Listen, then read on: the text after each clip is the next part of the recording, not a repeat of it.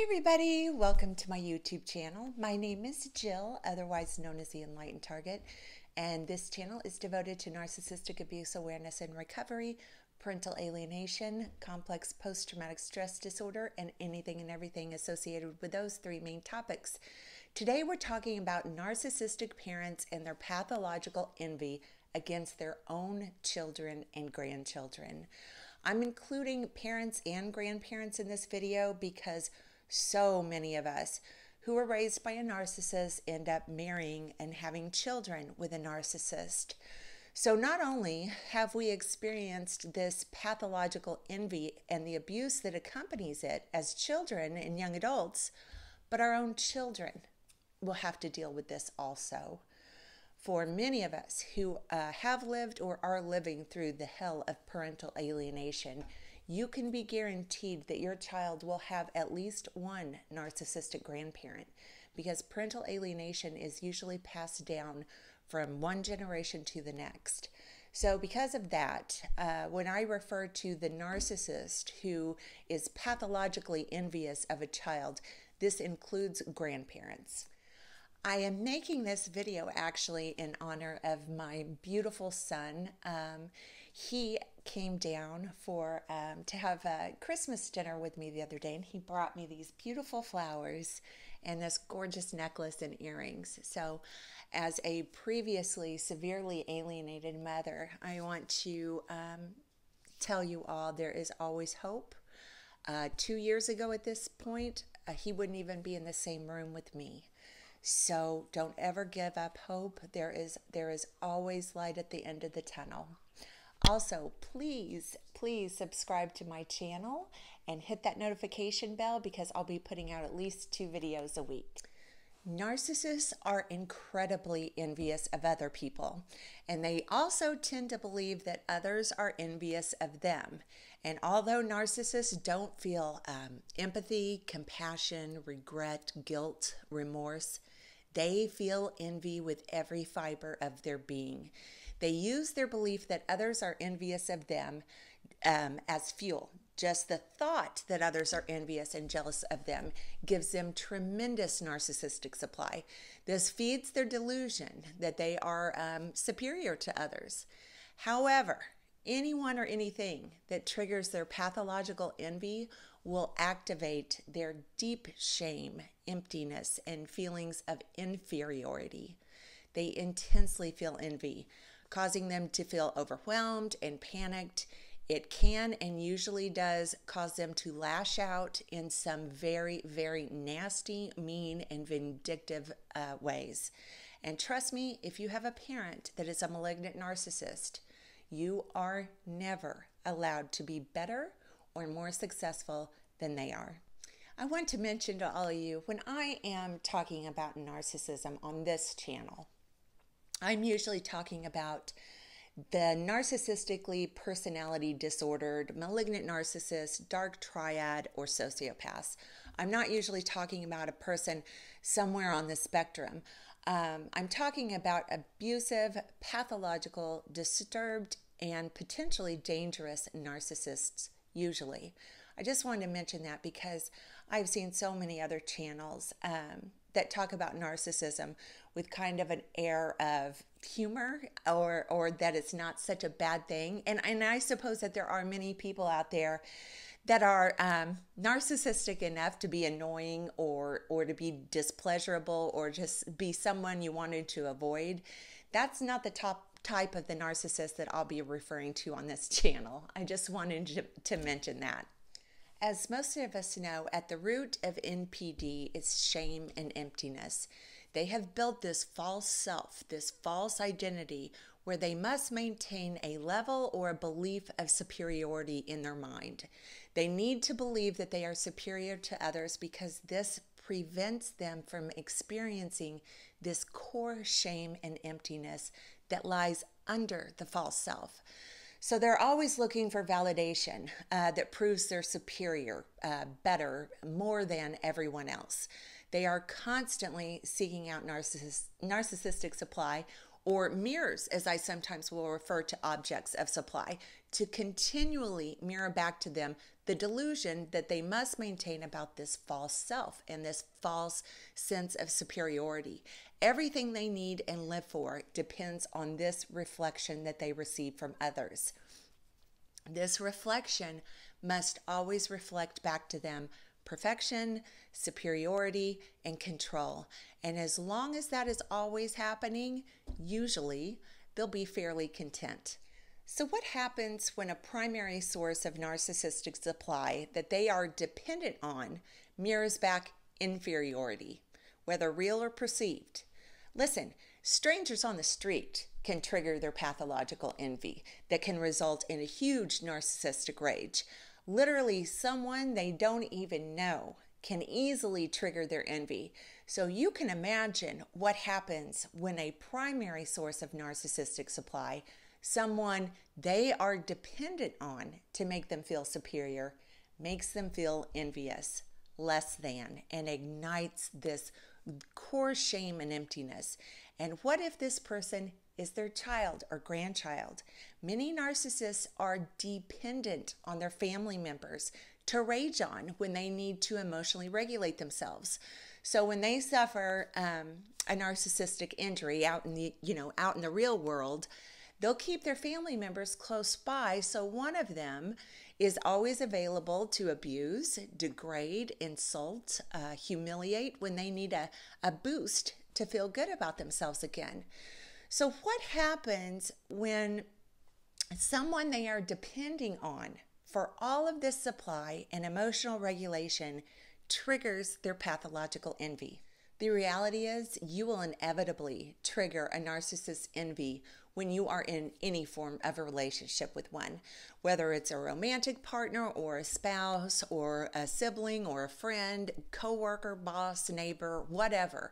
If you are around a narcissist long enough, you will eventually do or obtain something that they are envious of.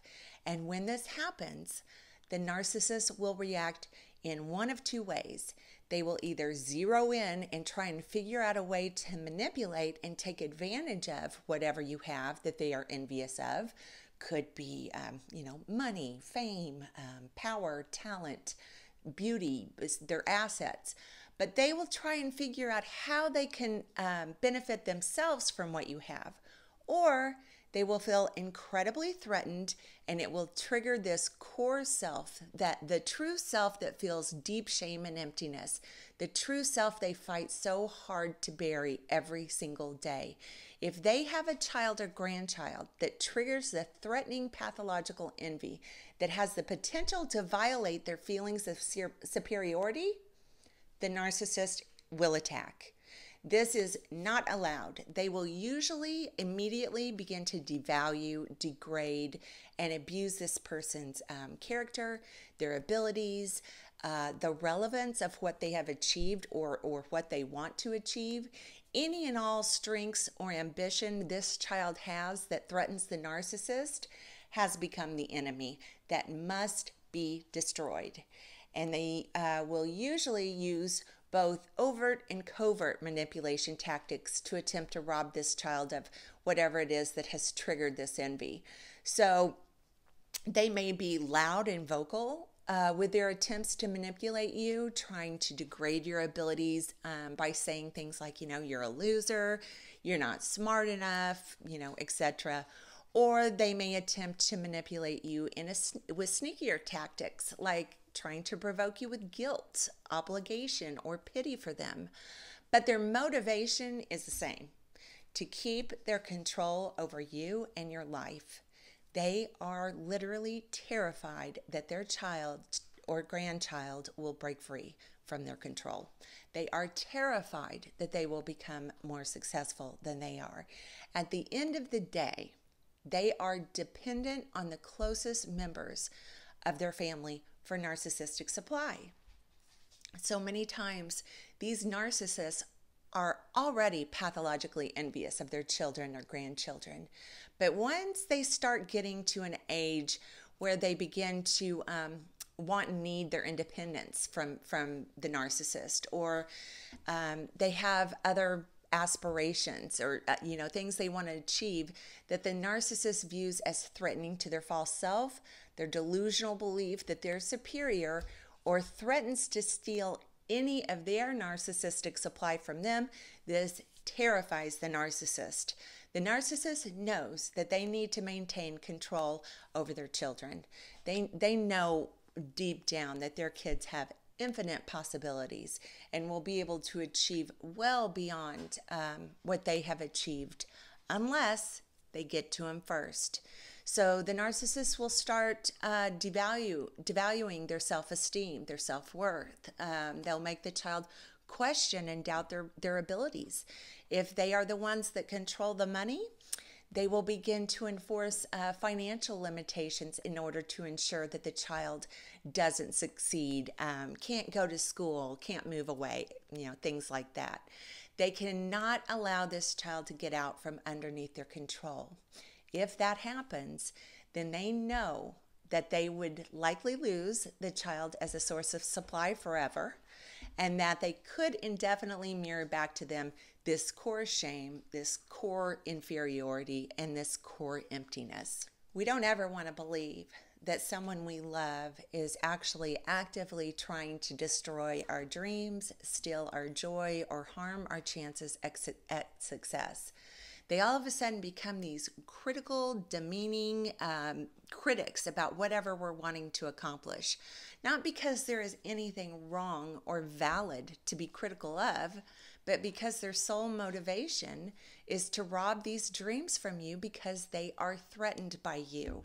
You've got to remember, a narcissist's goal is always complete control.